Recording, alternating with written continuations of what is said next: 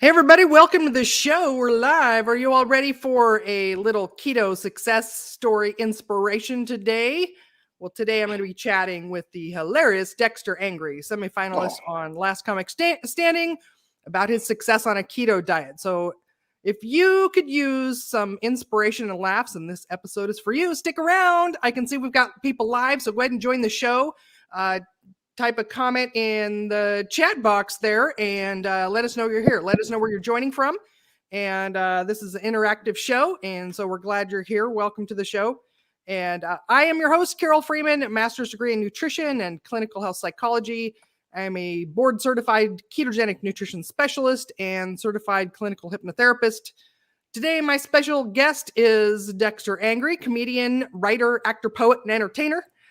You may know him from comedy clubs around the country, Comedy Central's Last Laugh Riots, if I can say it correctly, NBC's Last Comic Standing, and Stand Up for Diversity. So let's see, we got to plug in the medical disclaimer here, everyone, just because we want to make sure that we don't get in trouble on these shows. We're living in a world where you got to cover your butt on everything you do. So this show is meant for educational and entertainment purposes only. It is not medical advice nor intended to diagnose, prevent, treat, or cure any condition. If you have any questions or concerns related to your specific medical condition, please contact your personal healthcare professional. So welcome to the show. Like a laugh, so I can help induce laughter a little bit, not a lot. Okay, but not medically, not medical treatment. Just okay. Not medical treatment, but I could say something, and it might make you chuckle a little bit. I mean, they say laughter is the best medicine. So, but I believe that wholeheartedly with all my soul. I really do. Not that we're allowed to give any medicine, but if you find laughter therapeutic as you watch this show, that's on you. We can't take any responsibility for that. And Dexter, welcome. Glad you're here. What where are you living? Where are you at these days? I hail from South Florida, and I happen to be in South Florida at the moment. So Florida, I awesome. am in South Florida today. Close to Miami Beach, or very close to Miami. I live right outside of Miami. Awesome. That's the one place I've been in Florida is Miami Beach. And wait, there's a place a little bit north of there on the east coast of Florida. No, it's a little, oh man, I went to a keto conference there once and I can't remember the name of it. It's like a 2-word town, I want to say. Boca Raton? West Palm Beach or something? West Palm. Yeah, West Palm. Okay. West Palm, Boca Raton, all that's the same. That's it. Very nice. All of it is, but you know what? Once you come down to South Florida, from West Palm all the way down to the beach or the Keys, all of it is really South Florida. We all claim the same thing. So, you know, everybody here is very, very, very welcoming. I had a great time. It was very fun. I went in January and I was very disappointed that I had to wear a sweater. I'd never been to Florida before, but I lived in Seattle 27 years, so I can't complain too much. So Seattle, you came down here and couldn't take the Florida winter? Yeah, I was disappointed. I thought I was going to be in the 80s, but it was only 70s. So I moved to Phoenix, Arizona, though, actually about a year and a half ago. So it's okay. So you must have come that 1 week that we get the winter here. Yeah, exactly. Yeah, because we only get winter for like maybe 2 weeks. 2 weeks tops. I had to put pants and a sweater on, and that was it for. Yeah. Well, I got a quiz for the audience here. I just thought this would be fun without Googling this, those of you watching, how many seasons have there been of Last Comic Standing? So this is again, this interactive show, folks. So comment, let us know where you're joining from. Are you Florida? Are you Arizona? Or are you someplace else? And we'll keep the guesses going. Don't Google it. Don't cheat. Just guess and see if you know. And actually, we'll see if there's any true fans. I don't know. Don't say the answer, but do you know the answer, Dexter? I got a good idea. Okay. You know, they stopped for like the COVID. I don't know if you really count the COVID season. I just Googled it before the show. I didn't know, and I'm going to stick with whatever answer Google gave me. I'm confusing Last Comic Standing with America's Got Talent, because I did that one too. Okay. Yeah. All of Last them. comic standing. I know it in my mind. Like when I Okay. just redid it in my mind, I said the COVID thing. I remembered. Last comic standing. Yes, has a specific amount. Yes, it does. We'll see if Google's right then. I think Google should know. Based on what you know. Google knows everything. Supposedly. All right. Yeah. Well, for those of you who are regulars of the show, just my little personal check-in. I'm headed to Vegas for the weekend and gonna do a little bit of comedy there, nothing big. And I'm also gonna go see Bruno Mars with my comedian friend from Seattle, Sherry Hardman, for those of you that know her. So let me ask you a question. When you perform in Vegas and you do your set in Vegas, does that mean you can't do your set anywhere else? Because what stays in Vegas, what happens in Vegas stays in Vegas. Is that like a comedy? Wow. Are comedians all over work Vegas? I didn't Cardinal comedy. I didn't know that. What happens in Vegas stays in Vegas. So if you do a comedy routine, that means you got to leave your routine in Vegas. I think it's a valid point. It's a good point. Very good point. Well, Dexter, let's get to know you a little bit more in your keto journey. So I want to talk to you about this. This is the first time we're meeting in person. I don't know anything about your story, so I want to know about that. And I just have a news article that I want to share as well about some research that they did on people following keto low carb for pre-diabetes. So I want to get to that too. Okay. But let's tell us about you. How did you want to talk about keto comedy first? What do you want to talk about? Keto. We talk about keto because keto is fresh in my mind, and I've always been like one of these people that grew up skinny. You know what I mean? I was a skinny kid. I don't know what you mean, but I hear that. I was a skinny kid. I was skinny in high school. I was skinny in my 20s, and all of a sudden you get over 40 and then you're overweight, and it just sort of happened. You know what I mean? It just sort of happened. One day I woke up and I was overweight. You know what I mean? And it was more over, like at first when you're skinny and you gain a couple pounds, it's cute. You know what I mean? Like when you're skinny, you gain a couple pounds, like okay, I'm getting a little thicker. You know what I mean? Okay, all right, a little bit more. But then it gets to the point to where you're like, okay, you know what? This is not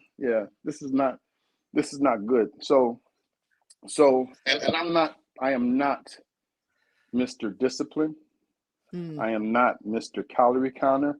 I am not the type of person who I love, like, I don't do drugs.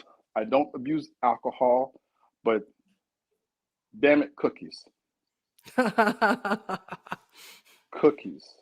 Cakes. You can beat up some cookies, pies. Is what you're saying, right?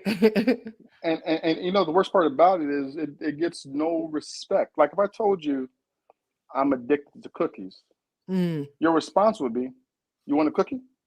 Yeah. Well, on this show, we talk a lot about food addiction and things like that. So you'll get some respect here, but you're right. Most of the world is just like, well, just don't eat so many, portion control, just exercise more.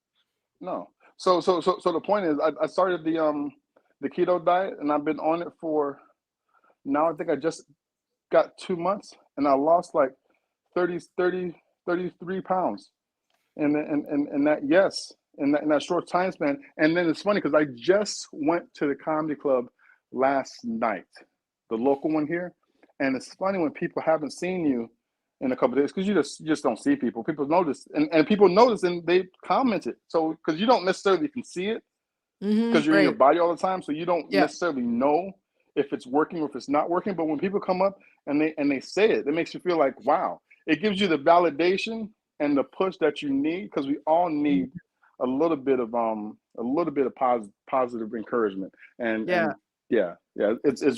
felt really good for people to say, wow, you're slimming down. And that to me was very heartfelt. You know what I mean? And these are comedians, and I know comedians. Comedians can be very, very mean people. Yeah. So when a comedian says something nice to you that's genuine, it makes you say, whoa. Right? Must be real. Where's the punchline? You know what I mean? Well, yeah, because usually could you wait for the nice words? and then you wait. You get the nice words. Then you wait for a second for the punchline, Right. and there was no punchline. It was just and it was just a normally the nice only comment. reason they're looking at you is because they're going to say, they're going to say something bad about your appearance. Otherwise, they don't even notice you. Yes. But last night it was and it was an unsolicited. It was an unsolicited comment. It wasn't like I was just there and it was just nice. It really was. It was very nice. Congratulations. Made me feel special. Are you So a that's the tall guy, lesson for Dexter? that's one of the lessons for tonight. Say something nice to someone you know. Yeah. For no Well, reason. man, And it especially makes the you feel good. last 2 years of what everything's been going on. Take a moment to say something nice to another human being is probably good Yeah. advice. That's just the summary of the show. Yeah. And you take can be some mean time. tomorrow. Yes. So are you a tall guy? How tall are you, Dexter? 6'3". 6'3". Okay, so and typically what I see, people are doing things right. They can lose, 5 to 10% of their body weight in the first month or two. So I don't know what you started at, but that's pretty good. You did a pretty good job then. Thank you. I'm gonna go to a better light in a second. I got to move where I was. Sorry about that. You're doing a puzzle room. Is that where you're navigating through I got to work my way downstairs and I forgot to turn the lights on in the other rooms. But sorry, but I'll be here for a moment. Oh, good. Well, I told everybody about you, so I hope you stick around here for the show. No, I am going to stick around. I'm sticking around the whole time. I'm not going nowhere. You got me. Oh, good. You got me. I'm here. I just had to adjust myself. Let me sit down real quick. What was really like kind of your last straw that made you finally make a big dietary change? Did you have a medical diagnosis that scared you? Was there a number on the scale that you're like, enough is enough, or was it something else? Well, with me, I am a cancer survivor. I had lymphoma a couple of years back, but now, thank God, I've been 6 years cancer free. Congratulations. 6 years cancer free. I do a joke about it in my set. I'm not gonna do it tonight, but I do a joke about it in the set. I say I'm 6 years cancer free. Then I say, yeah, my ex-girlfriend, her birthday was July 3rd, and that cancer, that cancer. Wow.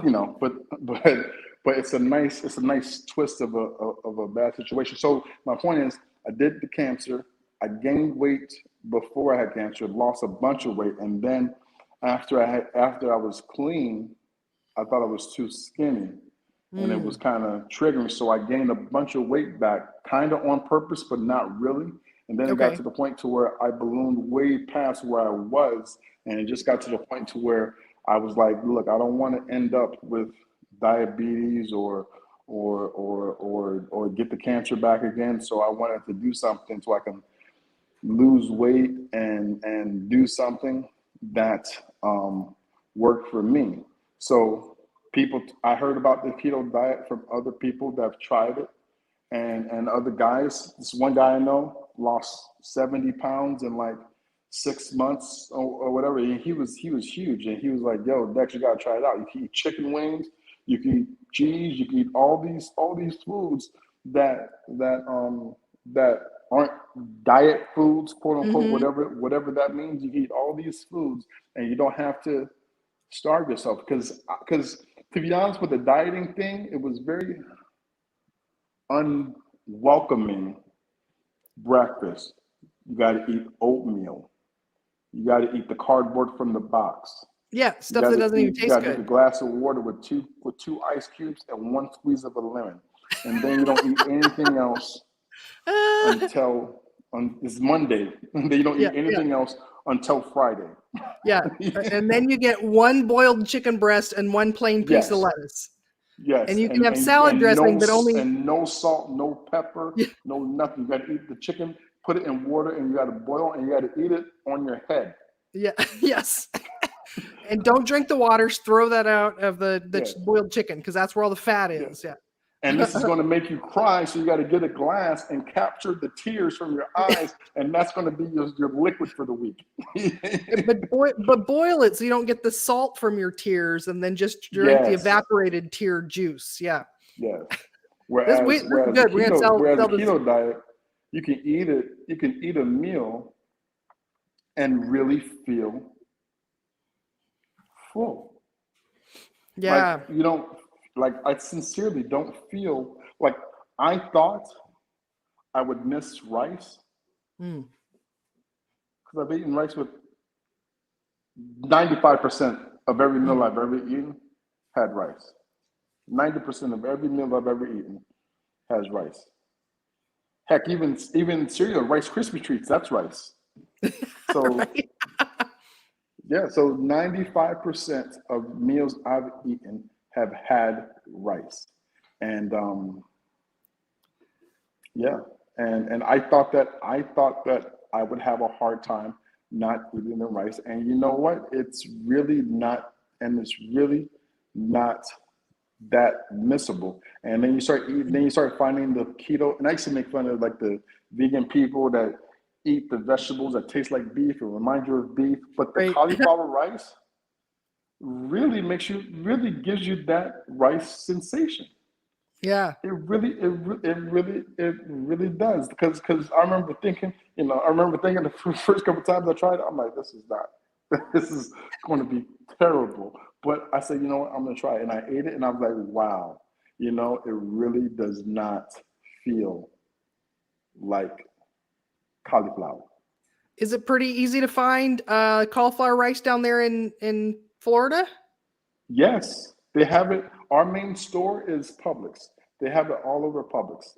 We have the Whole Foods where if you got extra money, you can go get it from the Whole Foods. But the Publix section, and I've been noticing in the store now they have more keto friendly stuff in the stores. Yeah, for Now they sure. really do. They have their own keto. They even have keto. I was in Publix a couple of weeks ago. They have the keto. Excuse me. They have the keto macaroni and cheese in What? Publix. I gotta see that. I haven't heard of Yes. that one. Well, Keto macaroni and cheese. I should have took a picture. I could have put it. I was astounded. Keto mac and cheese wow. right there in Publix.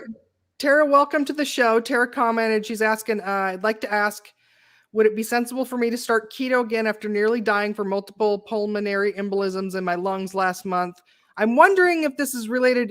We want to not say the words about what's going on in the world because then all of a sudden our social media platforms won't show this to anybody, but we'll just leave it at the stuff going on in the world. Hopefully it's so she's on blood thinners now and desperately need to lose a lot of weight and have done this previously and did well. So I wish I could give an honest answer, but I don't know how the medical condition would. I really don't know. I don't want to give a. I don't know. I wish I did. Yeah, Tara, I can't, since I'm a credentialed healthcare provider, I'm legally not allowed to tell you what you should do or not, especially since you've got a known medical condition. I can tell you some things I know about what actually happens when you're in ketosis and blood thinners. I can give you some information about that. Also, I would recommend, I've got a referral for you. So I've got a banner here for it. I would recommend that you reach out to this guy. So Dr. Guillermo Ruiz he works remotely. He's a keto-friendly doc. And this would be what I would recommend as somebody who could supervise and let you know the medications you're on, whether that would be safe or not. So if you go to @gohealth.com, so you want to spell out the word @ so it's ATGO health.com. That's where you can get a free 15-minute consult with him. Tell him that I sent you. I send him a lot of people, and he's a wonderful, wonderful guy. He's a functional medicine doctor, a credentialed naturopathic doctor, and he works remotely with people all over the place. So that's what I would recommend for you, just to kind of get an idea if because we want to make sure that you're being supervised, especially with those medications. And so one of the things that happens is that when we're in ketosis, our liver is actually working much more efficiently, and it's really good at detoxing things. We know that it upregulates certain enzymes in the liver that detox bad things, toxins that we eat, but also it upregulates basically the detoxification of medications. And so it may make that so again, I'm not giving you any specific medical advice. I'm just talking about what I know happens when you're in ketosis and you're taking blood thinners. Some of them actually makes it so that your body breaks down your medications faster. And so sometimes people will need a higher dose than they otherwise would. But again, the Dr. Ruiz that I recommended there for you, check with him, get some proper medical supervision. And I know that, in this day and age that it's hard to find doctors that are keto friendly or knowledgeable. And so that's why I really appreciate having, Dr. Ruiz to refer people to, because I know he's going to be the right person to answer those questions for you. So, and yeah, okay. I won't say this out loud. So I kind of suspected, unfortunately, that's probably what the pulmonary embolisms are from. I'm so sorry, Tara, that's what's going on. Hopefully you understand why I'm not going to say out loud what you've typed there, because anytime we've mentioned those things in the past, immediately, the social media platforms stop showing my videos live to people. So, okay, you're in the UK. So, and yeah, so he can work remotely. He does work, virtual consults and all that. And so he may actually have a referral of somebody over there in the UK. He's very well connected. He speaks at conferences all over the place. And so I still recommend just kind of starting there and seeing what he can recommend for you. So everybody I've sent to him absolutely loves him. He's really, really compassionate and kind. So yeah, well, I'm glad you're here, Tara. We get people from all over the country. So hang with us and keep us company here. And yeah. I wish Tara well, though. I really do. Yeah. Yeah, I really do. No, whatever it is, I hope she pulls through now, and I send her Godspeed. But is it me, or whenever you see somebody from UK, does it make you want tea? Actually, I don't. This is green tea I'm drinking. That's not really a UK thing, but I went out to get some lunch today, and they have this fresh made green tea, and it tastes really delicious. So I'm not drinking beer, by the way. I've been on shows where people are like, "What's in your glass?" It's not beer. It's tea. I know, right? I know. With me with the keto diet, I've stopped the alcohol. But let me tell you what you were saying about the enzymes and the alcohol and stuff. When because I stopped drinking, but when you do drink, oh my Jesus, I do not need nearly. Mind you, I'm 6'3", and I'm a big guy. I'm well over 200 pounds. You know what I mean? But so before I would be able to drink, and I wouldn't necessarily feel the effects of the alcohol until you drink, whatever amount of drinks. But now I could drink one glass of anything, and I'm like, oh my God. Yeah. Well, so Tara says she can't stand tea. That's hilarious. Well, this is, awesome. I'm doing education for you, Dexter. So that's actually something different that's going on Tara's giving us a roly laughies. Another thing that happens in ketosis, so our bodies have one enzyme that does double duty. It's called acetaldehyde dehydrogenase. Whoever can spell that first gets bonus points. But that enzyme actually detoxes alcohol. So it's the reason that we can drink alcohol and it doesn't kill us. Basically, that enzyme takes alcohol and turns it into something that we don't die from. But that same enzyme also is necessary to get energy from fat. And so on keto, because you're burning all your body fat and you're eating, oftentimes people are eating a higher fat diet, most of that enzyme is being used up in burning fat. And so then when you drink alcohol, there's not enough of that enzyme to do both. It's not enough to, detox alcohol and keep burning the fat. And so that's why you have such a lower tolerance for alcohol when you're in ketosis than you do otherwise. Got it. All kinds of fun facts you're going to learn here today. Got it. I think I eat a fairly dirty keto, but I wanted to eat clean keto. Do you do clean keto? Well, I mean, and what is clean keto to you? Yeah, the dirty clean, it's kind of made up words, right? So it just depends on, there's Cheeto keto and clean keto and dirty keto. And it just depends on, people have all their own made up definitions. So what do you consider clean versus dirty? I don't know, but I think I'm dirty. I don't think I'm clean keto. Sometimes like people like a Chipotle dirty keto. Well, see, that's what I mean is like, these are just made up terms. And so the ultimate thing is that what gets you into ketosis is keep your carbs low enough that you're under your body's tolerance, and that forces you to go into ketosis. Like that's the ultimate what ketosis is, and that's what a keto diet is. That's the definition of it. And just over the last 6 or 7 years of this becoming more mainstream is that people have made up all these terms, right? They're like, oh, you got to do clean keto, you can't do dirty. But you know what? There's a movie out there by Tom Naughton that's called Fathead. That I don't know if have you seen this or heard this movie? I have not seen Dexter? It. Fathead. I will Google that. It was a rebuttal to, remember the movie Super Size Me, right? By Morgan Spurlock. Yes. This was a rebuttal to that, showing that you could eat nothing but fast food and lose weight. So basically it's a keto version of fast food diet is what the guy goes on. Really? Yeah. And he loses all this weight and, changes all of his health markers and gets super, super healthy. So he did that as a way of showing that, like, no, you can actually eat 100% fast food. So basically, like, oh, you got to do clean or dirty keto.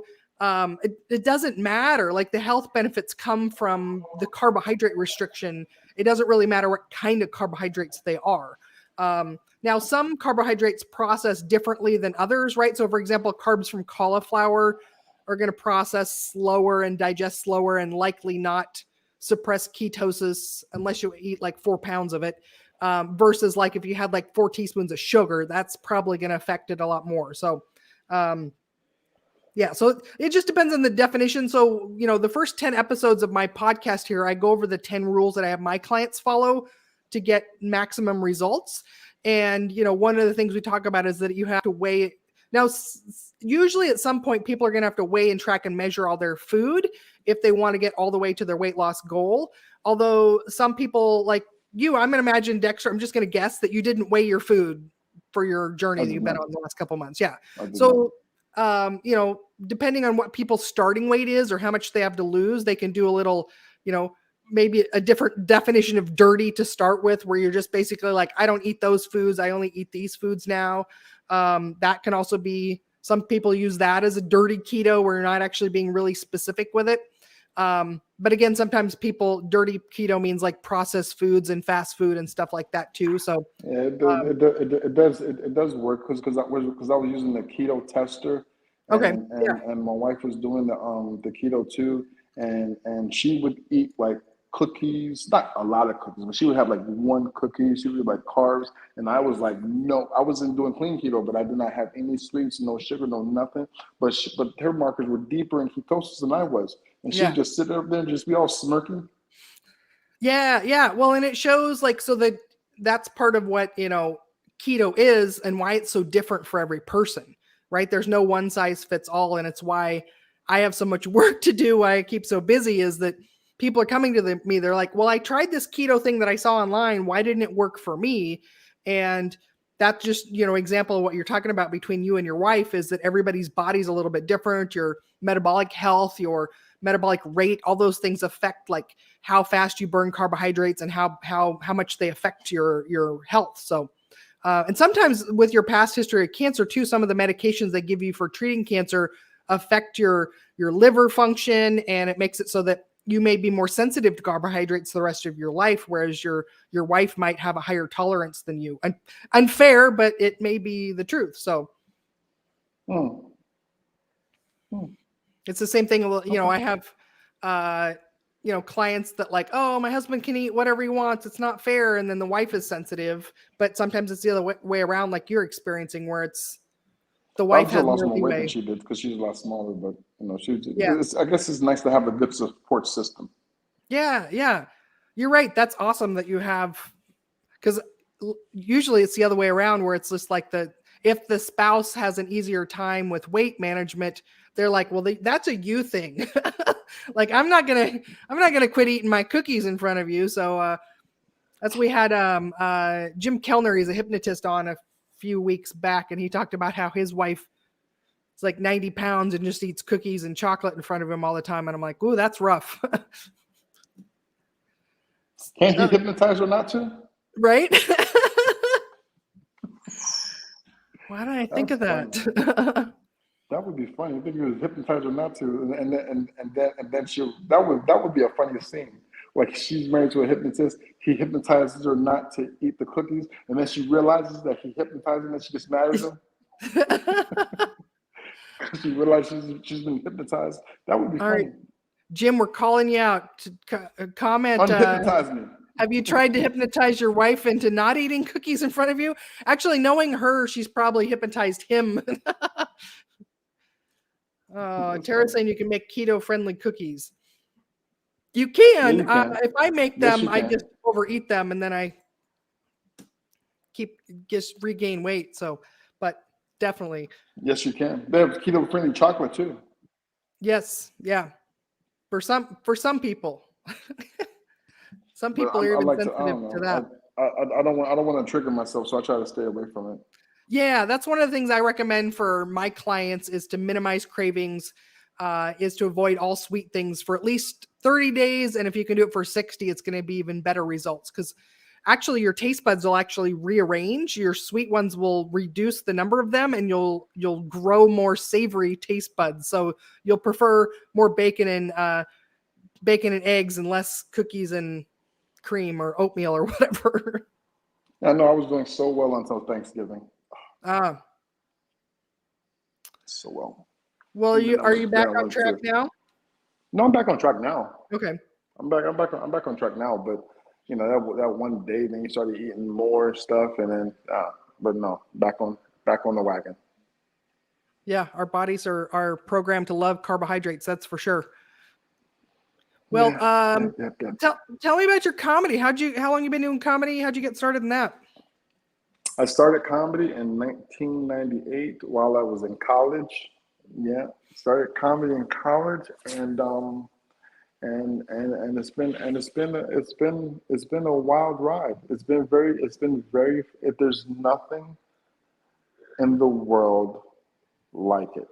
Mm-hmm. There's nothing in the world like it. I would highly recommend that to anybody because there's no other place where you can think of absolute foolishness and have people give you a couple dollars to say absolutely foolish things. And it is like no other thing. And I know my name is Dexter Angry, but I don't know if you can tell or not. I'm not really a very angry person, but it looks nice at the comedy club because people expect all these Lewis Black angry rant type of things, and there is not a single angry rant in my show.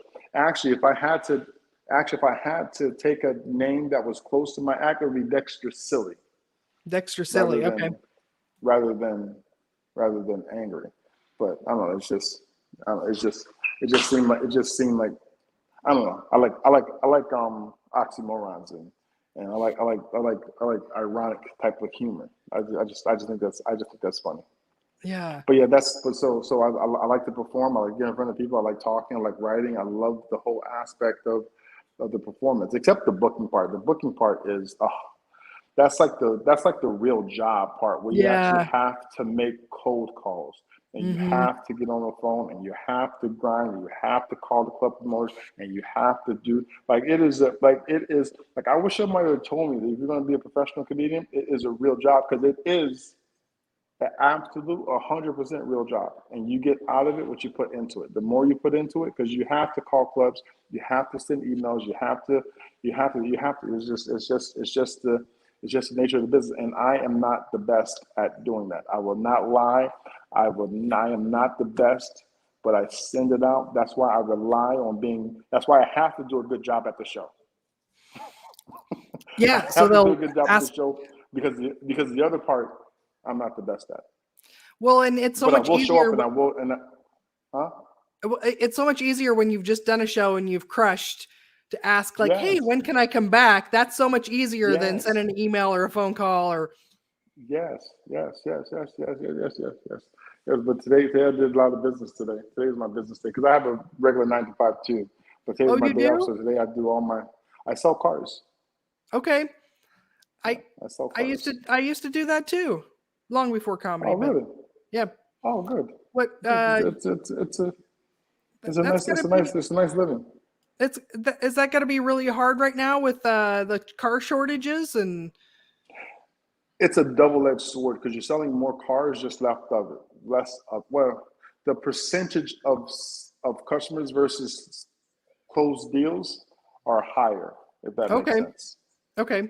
Because the cars that we sell faster. It's just that if three people are looking at the same car, then you have to break a stick and let them fight in the showroom, which is absolutely beautiful. You know, it's sort of like the Oh, gladiator of car buying.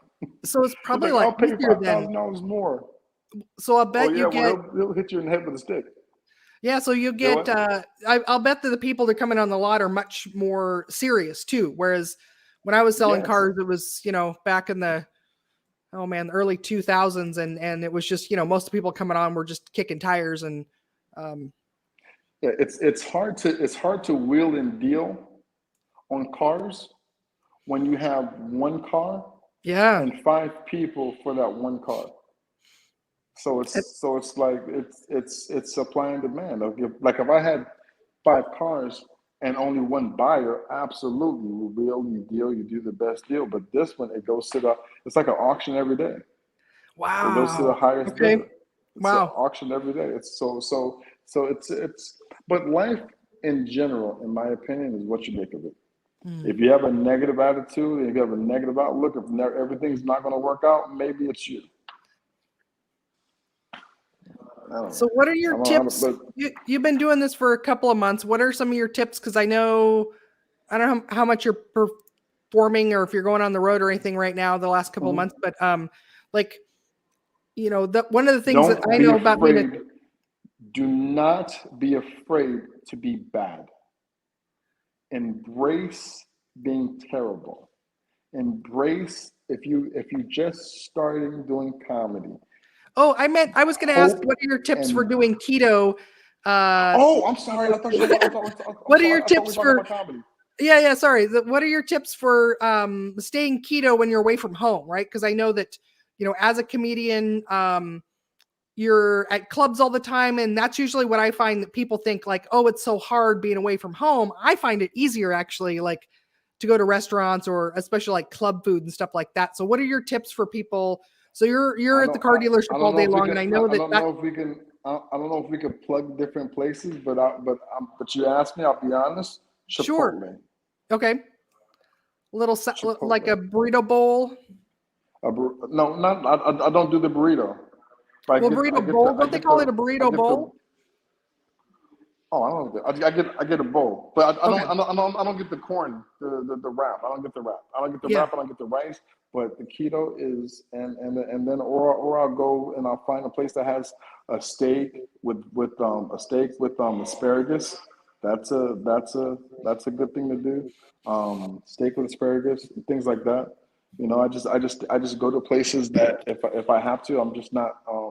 But when you're home, it's a lot easier. You just do the meal preps and then you eat what you can. But I do try to intermittent fast too. So me, me, I think I gained most weights because I perform mostly in the South and I travel a lot in the South.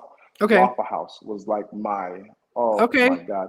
And I You're don't know if making you Tara ever I don't hungry. know oh I've I don't never know if been you in a ever Waffle House. I've heard they're terrible, but you love them. That's just the you know what online like the people Waffle talk House trash is about them. I'll be honest with you, the Waffle House is like a bad relationship. You know? It's Yeah, it's not good for you, but there's something good that you find in that bad. yeah. It's the best way to explain it. Like it's like it's like seeing your friend or seeing your best friend in a terrible relationship. You know Mhm. that person is no good for your friend, and you want the best for your friend, but every day they go back. Why? Because there's something in it. There's something, and yeah, yeah. People Two love o'clock it. in the That's good. morning. 2 o'clock in the morning. 2 o'clock in the morning, you've had too much to drink, and down south, there's always a Waffle House next to your hotel. Okay. There's Well, always, always, always. you can get an omelet Oh any time of the day, like yes, burger, just skip the you bun. can have an omelet 2 o'clock in the morning at the Waffle House, and then the Waffle, and then you go to sleep. And I'm not saying it's healthy, and I'm not saying it's a good thing to do. I'm just saying it's very like it's very like you're going home 2 o'clock in the morning after a show, or 12 or midnight after a show, and the Waffle House is like, yeah, you know you want it. You know you want it. You be like, no, I'm just gonna go to sleep. Okay. Well, come on, we just talk. All we're Terrence gonna do is talk. Tara says she's one meal a day when she was doing keto as well too. So Yeah, intermittent fasting I became intermittent really, really fast. I easy. intermittent and because the meals really make you feel so full when I wake up, I no longer have the urge to eat breakfast. Yeah. And I drink a lot of water too. I load up on water. I drink a lot of water. I drink a lot of water. A lot of water. A lot of water. A lot of Dexter, do water. you know about the salt requirement for keto? You're supposed to. I use the Himalayan salt. The Himalayan salt, and thank God for me, I never went through the keto flu. I didn't have the Okay. keto flu. I would in the beginning I did bacon and eggs in the morning when I started, and I drank a ton load of water, and I find, in my opinion, I don't know, it worked for me. I'm not giving medical advice, but for me, I found that when I drank water, I was very hydrated, and I didn't feel um, sluggish or lack of or any of that thing. And I think it's because I don't know, it might be because of the water, but I did notice that if you I was doing research, and they always said that if you added salt to your diet, and that's what I did. I got the Himalayan salt, and I would put it on the bacon and eggs, and I would drink the water, and I would have the spinach with it, and then I was okay. Yeah, It was my okay for me. episode 4 of this show, Keto Chat Live. Go back and listen to episode 4. That's where I talk all about salt, how much you should get. It's I'm glad you're figuring that out, because it's one of the most commonly missed things that people get wrong on keto. Some of the top symptoms of people have keto There's no flu, salt. headache, muscle cramps, constipation. Those are all signs that you're not getting enough salt for people that are watching. So, yeah, Tara, the electrolyte tabs actually usually they don't have enough salt in them too. So I find that most people don't need any other electrolytes, but if you get the salt right, you don't need all the other ones too. Do you find the electrolyte, is it worth it to get the electrolyte water or no? No, you don't need that. And also the primary thing that we need is salt. So when we're in ketosis, our kidneys are freely releasing a lot of sodium in our urine. And so sodium ends up being the one thing we need to replace. And, a lot of issues people have is because they think they need to take electrolytes, but actually the only reason you need electrolytes is because you're not getting enough salt. So Nancy said, welcome, Nancy. I got something stuck in my. Wow. So let me ask you a question. Tap water is fine. Do you mix like do you mix like lemon, or do you put like salt in your tap water, or do you just drink the water straight? Well, I live in Arizona now, so I don't drink tap water here. It's kind of like trying to drink water in California. It tastes terrible. I have actually purified water, but yeah, if you have, when I was living in Seattle, delicious tap water, and just would use tap water and put salt in that. Nancy's mentioning Element. There's a company out there called Drink Element, LMNT. Rob Wolf and the Keto Gains people started this company, and their little salt packets with just a little bit of stevia in there and a dash of magnesium. And so those are a really handy little salt thing as well too. So where did you go? All right, looks like Dexter walked into a space shuttle or some kind there. So, oh, that's right, Nancy, you moved away from Seattle too. Yeah, you missed Seattle water. One of the reasons I moved away from Seattle was all the water. Haha, just jokes. Oh, there's Dexter back. Sorry, Terry, you're in the UK. You get a lot of water up there too. I've never been to the UK, but I hear your weather is very similar to Seattle. So, hey, I wanted to talk about. I got this news article to talk about as well too. So this is. I'm going to put the link to it in the chat. Sometimes Facebook doesn't post what I post in the chat, so we'll see if it lets me. Oh, it worked this time. All right. So if you want to follow along, I've got this. I like to most episodes I like to bring up some kind of an article, either just a random news article. This one's actually a research article. And so the title of it is Type 2 Diabetes Prevention, focused on normalization of glycemia. So glycemia is a fancy word that just means blood sugar. And the 2-year pilot study, this was published in March of this year in Nutrients. And this is a startling fact. 1 in 3 adults has pre-diabetes. And basically pre-diabetes just means you're on the train headed straight towards type 2 diabetes. What's Tara saying about the weather is yuck, but water is good? I still drink bottled. Yeah, so historically for treatment of type 2 diabetes or just for weight loss in general, what's the diet that every doctor's told everybody to take, right? Low fat, low calorie, exercise more, right? Eat less, move more.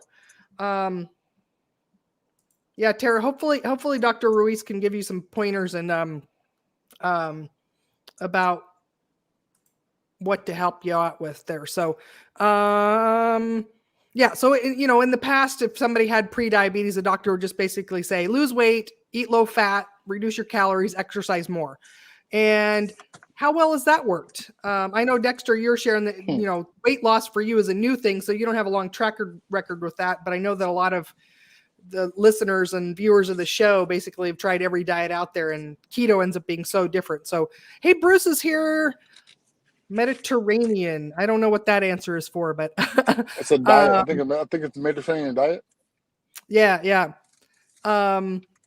So this article actually, so the research on this was, while a typical approach has always been low fat, low calorie, exercise more, metabolic remodeling with low carb diet actually is much more effective at normalizing blood sugar, and increasing ketone levels is becoming an accepted method for improving blood sugar and lowering fasting glucose and insulin, and also improving A1C, which is a measurement that doctors often look at to diagnose you with prediabetes and or diabetes. So let's see, Tara says, a spine condition, you can't move much. Okay. Yeah, so that's one of the nice things about keto, low carb diet, is that you can lose weight pretty easily without doing any exercise. So Dexter, did you go out and run marathons to lose 33 pounds in the last 2 months, or I did. I increased my walking. Okay. I did not become Rocky in the gym. Yeah. I did walk though. I did increase the walk. Well, that's good. I would walk in the morning. I would walk in the night. I would walk like a mile in the morning and a mile at night. That's what I would do consistently. Yeah. Well, the nice thing is that exercise is good for our bodies, but it ends up being not part of the weight loss equation that's very effective. So you're doing something good for yourself, but you didn't have to go to the gym and burn 500 calories to lose your weight. Yeah, no, I did not do that. Yeah, Tara says I need to lose quickly so that I can improve my mobility. So, so what this study looked at, so basically this was a study looking at remote continuous, basically they had remote coaching. So virtual coaching basically for implementing a low carb diet. So that's what's really cool is that that's what I do. But this is research. I didn't do the research, but it's research looking at basically, validating that this is a really good way at reversing prediabetes, which basically is, let's turn the ship around before you crash it. Let's help you before you even get to diabetes. And so the research found that patients were achieved normal blood sugar levels and maintained a 5% weight loss after 2 years. And really, that's one of the hardest things of any dietary change, is actually not only losing the weight, but just keeping it off. Yeah, exactly. So let me ask you this, since we're on the topic. Have you seen people that have diabetes? Thank God I'm not diabetic. But have you seen people have diabetes reverse it with the keto diet or reverse it with the diet? Absolutely. So everyone that I've ever worked with that had diabetes when they started, now again, we're working with their doctor. The doctor's the one that can manage all their medications, but they're able to get off all their medications and reverse it and have normal blood sugar, normal A1C. That's one of the things that doctors actually, because of traditional methods, they can't ever get blood sugar to come down to the normal level. So they give them like, well, for diabetes, this is what we'll let you have as an okay number, basically. But my clients all get to normal blood sugar numbers, non-diabetic numbers. So, so I know that the group, a lot of the authors of this research that I'm talking about, actually, they do specifically work with people with diabetes. And so this is research that they did, like, well, if this works really well for diabetes, does this work for people that don't even have diabetes yet? And we can prevent them from having that. So that's what this research is looking at. And so one of the interesting things about this study, it was focused on increasing ketones and decreasing blood sugar, not on weight loss. So a lot of times doctors really focus on, well, if you lose weight, that's what fixes things, right? They think that weight loss, the overweight is what causes all this stuff. But this study, they didn't even tell people they needed to lose weight. They were just focused on, let's lower your blood sugar and increase your ketones. They said that was probably one of the reasons why they had such high retention in this study, is it because weight can be a really sensitive issue. And I know everybody I work with that they've been told for, decades of their life they need to lose weight. And what a relief to have doctors helping you change your diet and not be telling you, well, if you lost more weight, you'd feel better. So, and then they also credited having the continuous access to the remote care. So basically virtual coaching support was another thing they credited with the high retention rate. And I found that as well, as the people that I work with having ongoing long-term support options for, coaching and other professional support really, really correlates highly with the people that are able to be successful long-term. So,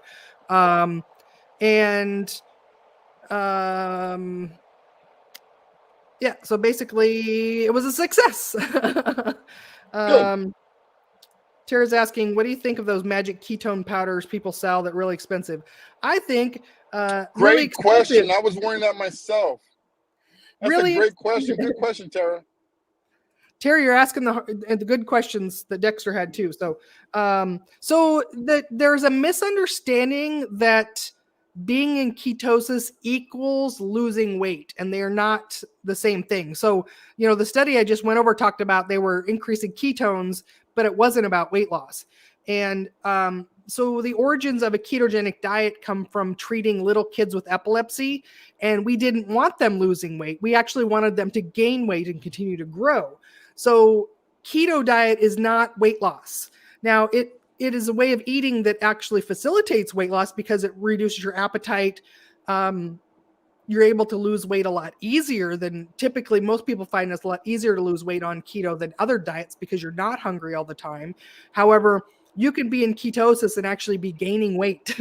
So these ketone powders, I hope they're becoming less popular. I don't know. I'm out of touch with like how many people are doing this now, but I know. So I've been following keto myself for about 6.5 years.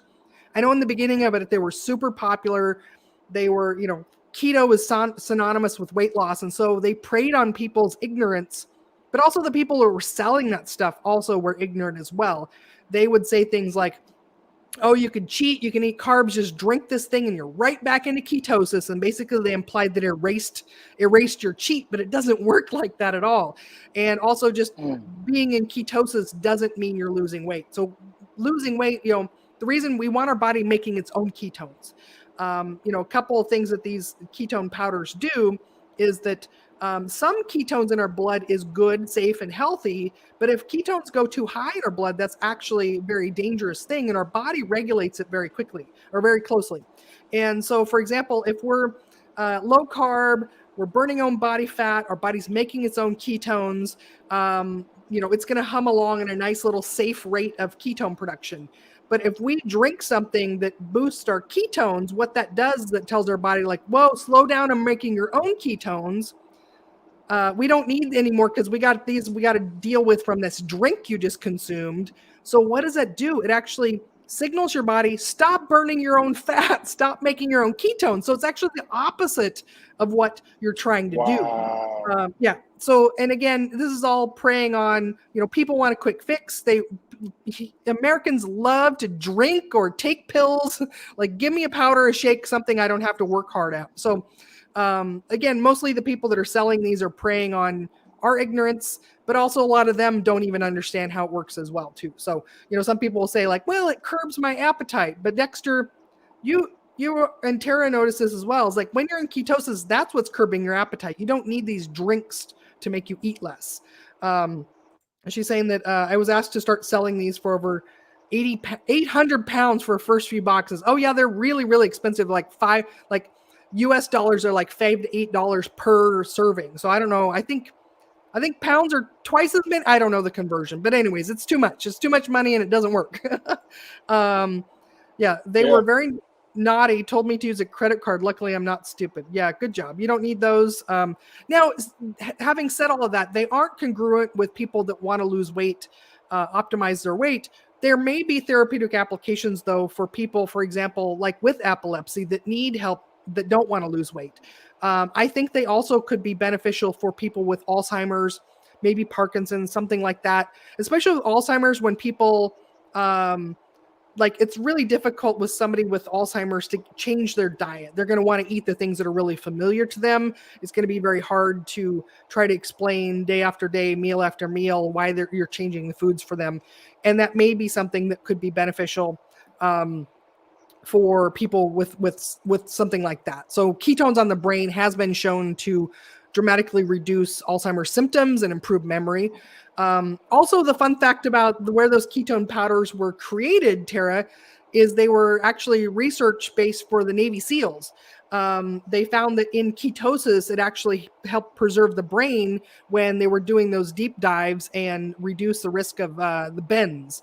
And so they were looking for an instantaneous way of getting these divers into ketosis. So that's the background on those. So they're like very strategic, like military application is where these ketone powders were developed. She says they told her they were from space. Yeah, I mean, who knows the game of telephone when the story of where they came from gets passed down, and it's like now they were made on Mars. They're made for astronauts. That was Tang. They were telling you about the story. I bet you're really good at Trivia Pursuit, huh? If it's all keto really information, good at Trivia Pursuit? If it's keto, you have a lot of knowledge about it, which is awesome. Well, this is all that I'm so glad you. Oh, go ahead.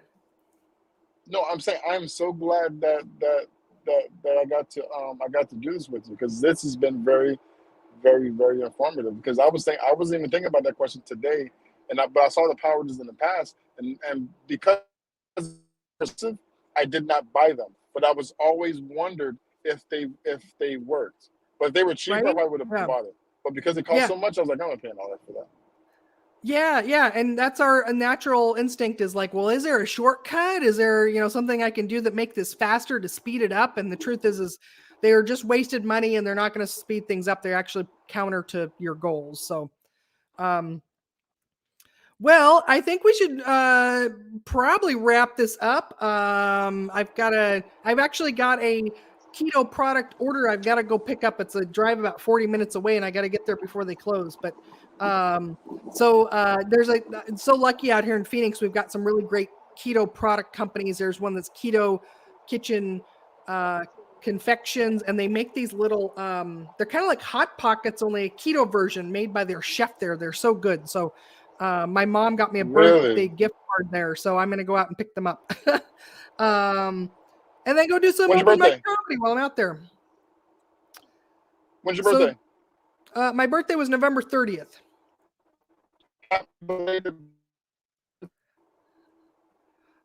Thank you so much. Well, Dexter, thank you so much for being here today. I really appreciate you. How can people find you, find out more information about upcoming shows? I'm on Instagram, Dexter Angry, or Angry Comedy. 2 different pages, Dexter Angry Comedy. I accept all friend requests. I'm just trying to make people smile and make the world just a little better place. Thank you so much for having me. Thank you for being so educational and so informative. And please don't be a stranger in the comedy world. I'd love to see you on the stage sometime. For sure. Yeah. Tara, nice chatting. Tara says, nice chatting with both of you. So glad that you found us here, Tara. Let me know. Send me a message on, you're on Facebook. So send me a message on Facebook. Let me know how things are going for you. Let me know your follow-up if you're connect with Dr. Ruiz there too. So Good luck, Tara. Yeah. Wish you the best. And Yes. thanks everyone for being here for the show. Remember, sharing is caring. Share this episode with a friend and help us grow the show, and we'll help you shrink. Next week, I've got actually more comedians that have done keto, some more success stories. So come back next week, and we'll see you all again soon. Thanks for watching. See you later, Dexter. Bye.